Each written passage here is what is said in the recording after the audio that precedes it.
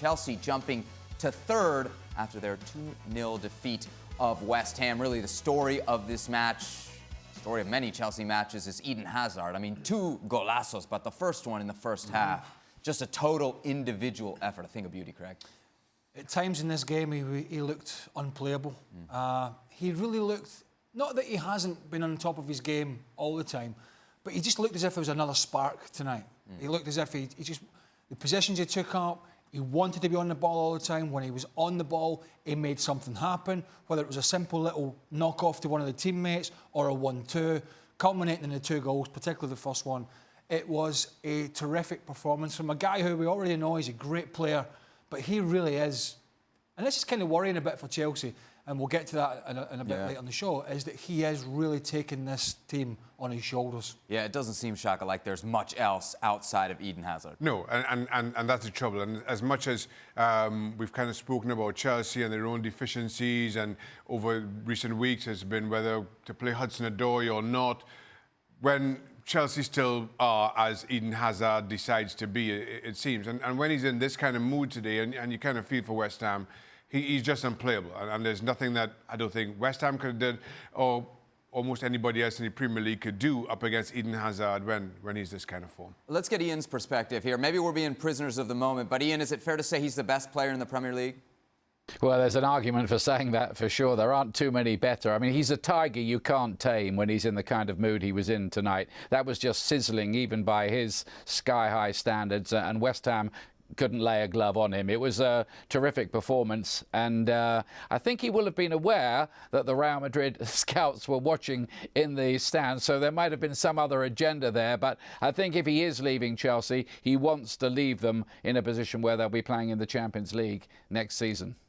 Craig, what do you do here? I mean, you've got this transfer ban. You only have one Eden Hazard. Do they take the hit, the financial hit that would be letting him play through the end of his contract? Letting him play for another 15 months or so at the club. Yep. The big problem is, I wouldn't go along with this as the best player in the Premier League. I have to be honest, because I think that's... Who's better? A little disrespectful. There's some wonderful players at Manchester City and Liverpool and Man United to an extent. You think about the decade-long service and performances of the David Silvas of this world. Yeah, but we're talking about right now. Right now, who's better? I tell you at the moment, you know, many would say Raheem Sterling's up there as well. You know, so it's not always apples and apples. It's sometimes apples and oranges with players. Wonderful player, but there are others in the Premier League that have been sublime. The big problem, to go back to the point, the big problem is for Chelsea, and Shaq touched on it, they're very reliant. If they sell him and this transfer ban upholds, it doesn't matter if they're in the Champions League or not, they're up the creek without a paddle. Because the supporting cast at these other clubs that I mentioned, in Manchester City, Liverpool, the supporting cast for the top players, Fernandinho was out at Man City. Not ideal, but they coped. If Liverpool have a player out, generally, maybe unless it's Van Dijk, they can cope. Chelsea are very reliant on this player. And so, do I think it makes good sense to withhold, I don't know, what will they get? 100 million? Well, will they get 100 million when he's only got a year left? With a year left. With a year left? Let's say 60. Look, I mean, it's not your money. To get a point, if they sell him and the ban upholds, they've got big problems. Yeah. Big problems. I think Chelsea's option here is to do as Real Madrid did and appeal this all the way up to the Court of Arbitration for Sport. It might just be that you end up just kicking the can a little bit further down the road, but in the hope that you get it to beyond August, so at least you have this transfer window to work with. If you can do that, I think you sell Eden Hazard. Let's just give this as a ballpark figure, 60 million, because he's only got a year left on his contract, and then you try to stock the coffers to get you through those transfer windows where you can't be doing any kind of business. Because this transfer window holds up, and then all of a sudden you find yourself in a year's time with no Hazard and no money to show for it, outside of whatever Abramovich decides he's willing to put in. You just delay in your own problems. But we're saying that, and you know, we say, oh well, maybe Chelsea just hold on to him and take the hit. It's a lot of money. We're forgetting the player here.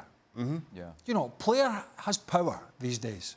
Now, if he gets wind, that's maybe what Chelsea are going to do, and I don't think that will happen. But if he thinks that's the way they're going to go, he could be a big problem for them. So I don't see that happening. A couple interesting moves in Chelsea's starting 11. Callum Hudson-Odoi, Ruben Loftus-Cheek are both included by Maurizio Sarri. And I'll come to you on this. Were you surprised by that? And is that maybe a little hint that Sarri is evolving, dare we say, as a manager?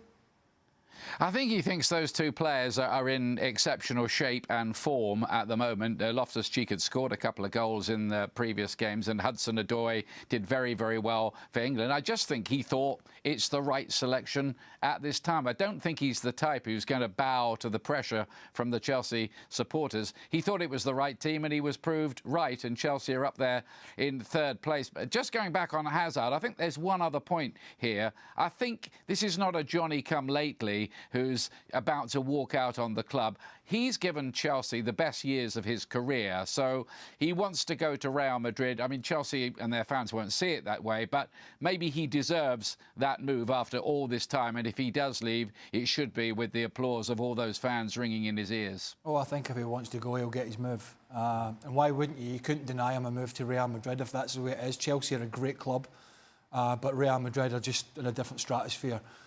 For any individual to go and play at, and I think he would revel in La Liga, given the time and space at the Bernabeu with a good Real Madrid side, one that's restructured, to go and showcase that talent. To go back to the Loftus-Cheek and Hudson-Odoi, he had to make those changes. Yeah. He had to make, whether it was fan pressure, whether it was media pressure, whatever, it didn't matter.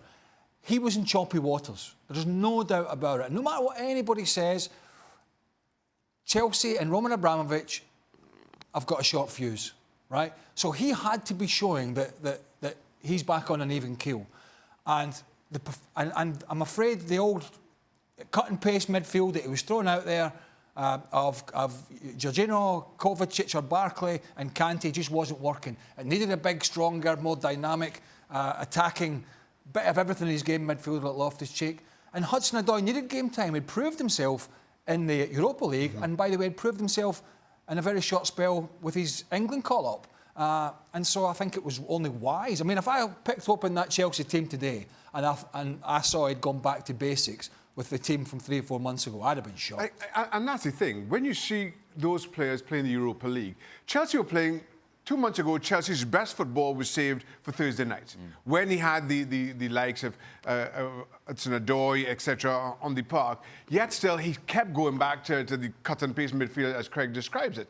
And you just couldn't understand what was going into Sarri's thinking, or his reluctance to have those players included in the league. This is while they're staying in the top 4 was continuing to shrink. Now they've found, well, they're back in the top 4 now, but at times in the outside looking in.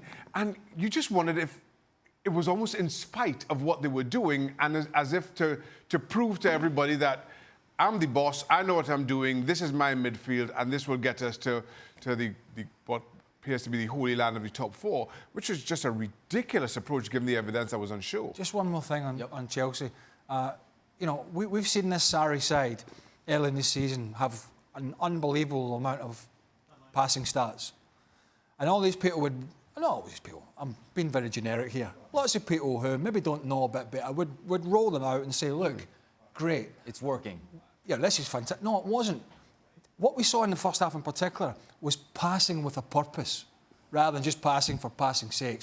And that first half, they passed with a purpose. And what I meant by that, they had the end product at the end of it. Not all the time, but it was forward, it was quicker, it wasn't always sideways. And Chelsea, and particularly Eden Hazard, benefited from that. Exactly. The inclusion of Hudson-Odoi gives Chelsea another option out on the other wing. And now all of a sudden, as a defence, you've got two players to think about, which allows Eden Hazard just that little bit extra room that maybe he wouldn't have had without Hudson-Odoi. Real quick, I mean, Higuain today, if we talk about how much they depend on Hazard, this guy's not coming through. Not at the moment. And Sarri, although he knows him well and was successful with him at Napoli, has already shown he's prepared to leave him out, as he did the previous game for Giroud. So he got another opportunity.